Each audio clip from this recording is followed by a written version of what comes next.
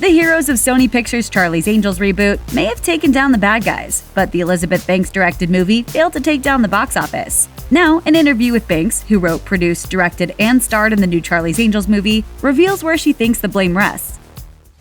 My name is Bosley, and I'm gonna kick your ass.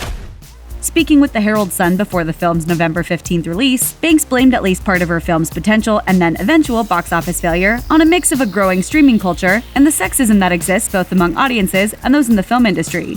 For Banks, battling the hurdle of, in her words, getting people off their couches to pay a babysitter, buy dinner, buy popcorn is tough, but necessary to advance women in film. She added, "Look, people have to buy tickets to this movie too.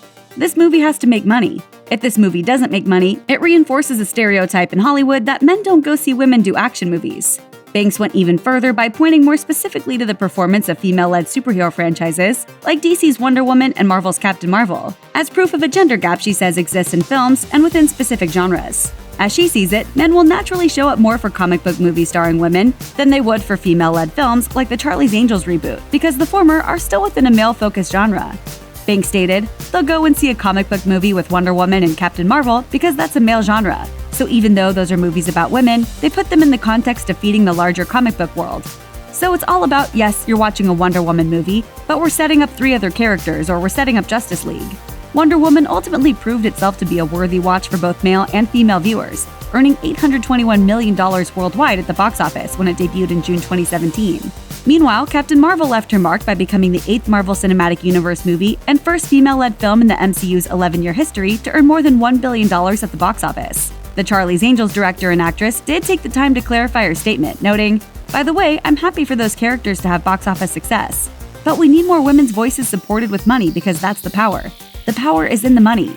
The Sony action comedy cost somewhere between $48 million and $55 million to make, but made only $27.9 million worldwide during its opening weekend. Domestically, it earned an abysmal $8.6 million, lower than the studio's conservative box office estimations, which predicted around $10 million in first weekend stateside earnings.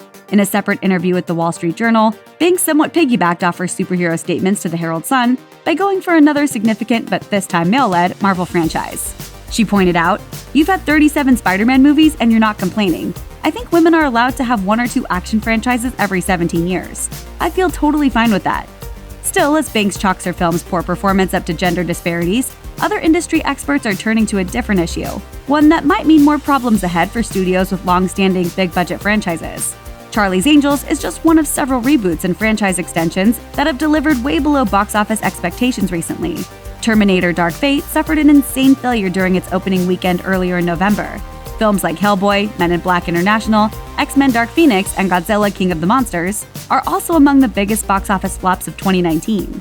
As The Hollywood Reporter points out, the flop of Charlie's Angels may be a combination of franchise fatigue and overblown financial expectations. If it's any consolation, Banks was able to make a film that had women leading it both in front of and behind the camera, and that's a win no matter which way you look at it.